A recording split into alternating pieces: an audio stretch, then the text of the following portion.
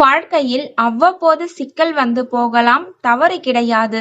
ஆனால் சில பேருடைய வாழ்க்கையே சிக்கலில் சிக்கியிருக்கும். எந்த ஒரு முயற்சியை மேற்கொண்டாலும் அதில் சிக்கல் சிக்கல் சிக்கல். சிக்கலை அவிழ்ப்பதற்குள்ளேயே நமக்கான நேரம் முடிந்துவிடும். யாராவது ஒருவர் சிக்கலை முடித்து விடுவதற்காகவே வருவார்கள். பிறகு வாழ்க்கையில் எந்த விஷயத்திலும் சாதிக்க முடியாத சூழ்நிலை உண்டாகும். உங்கள் வாழ்க்கையில் இருக்கும் சிக்கல்கள் எல்லாம் அவிழ வேண்டுமா? வாழ்க்கையில் நிம்மதி பிறக்க வேண்டுமா? கஷ்டங்கள் எல்லாம் தேய்பிறை நிலவு போல தேய்ந்து போக வேண்டுமா? நாளை செவ்வாய்க்கிழமையோடு சேர்ந்து வரும் சஷ்டி திதியில் முருகன் கோவிலில் அமர்ந்து இந்த மந்திரத்தை சொல்லுங்கள், போதும். சிக்கல் எல்லாம் நீங்கி சீக்கிரம் வாழ்க்கையில் முன்னேறி விடுவீர்கள்.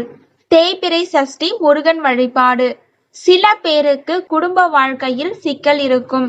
திருமணம் நடக்காமல் இருக்கும். திருமணமாகி குழந்தை பாக்கியம் கிடைக்காமல் இருக்கும். சில பேருக்கு வியாபாரத்தில் சிக்கல், கடனை வாங்கிவிட்டு திருப்பி அடைக்க முடியாத சூழ்நிலை இருக்கும். தினமும் போய் வியாபாரத்தை கவனிக்க முடியாத சூழ்நிலை கூட சில பேருக்கு இருக்கும். தினமும் சில பேரால் வேலைக்கு கூட செல்ல முடியாது. அவர்களும் இந்த வழிபாட்டை மேற்கொள்ளலாம்.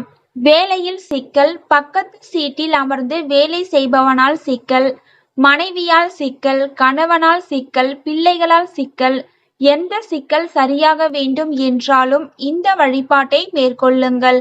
பொதுவாகவே வளர்பிறை வழிபாட்டை வீட்டில் செய்வது சிறப்பு என்று சொல்லுவார்கள்.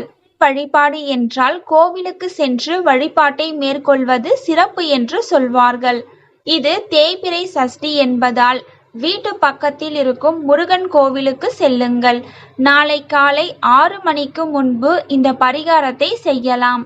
முடியாதவர்கள் மாலை 6 மணிக்கு பின்பு இந்த பரிகாரத்தை செய்யுங்கள்.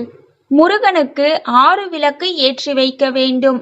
நெய் விளக்கு அல்லது நல்லெண்ணெய் விளக்கு உங்கள் சௌகரியம் போல ஏற்றி வைத்துவிட்டு முருகனுக்கு செவ்வரளி பூக்களை வாங்கி கொடுத்துவிட்டு முருகன் கோவிலை 6 முறை வலம் வர வேண்டும். இப்படி முருகனை வலம் வரும்போது ஓம் சிக்கல் மேவிய சிங்கார வேலவா போற்றி போற்றி என்ற மந்திரத்தை சொல்லுங்கள்.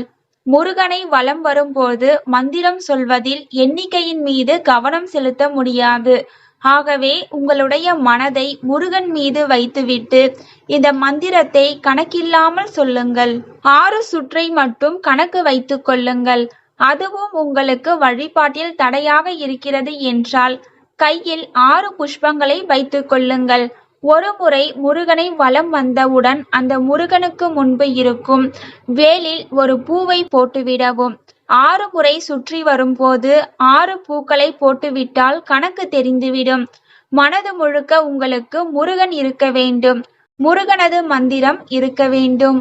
வாழ்க்கையில் இருக்கும் ஏதோ ஒரு சிக்கலை மனதில் வைத்து அந்த சிக்கல் சரியாக இந்த வழிபாட்டை நாளை தினம் மேற்கொள்ளுங்கள்.